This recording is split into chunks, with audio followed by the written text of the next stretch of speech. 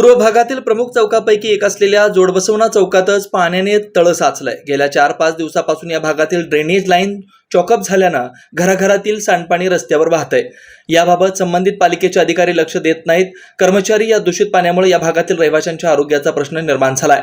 या प्रश्नाकडे पालिका प्रशासनाने तातडीने लक्ष द्यावं अशी मागणी येथील नागरिकांतून केली जाते। गेल्या 4 दिवसापासून तर ड्रेनेज भरून झालं आहे आणि नगरसेवकांना वारंवार फोन करून सुद्धा त्यांनी तर येऊन बघितले सुद्धा नाही। आणि पूर्ण गल्ली सगळं पाणी ड्रेनेजचं पाणी सगळं घाण वास येत आहे।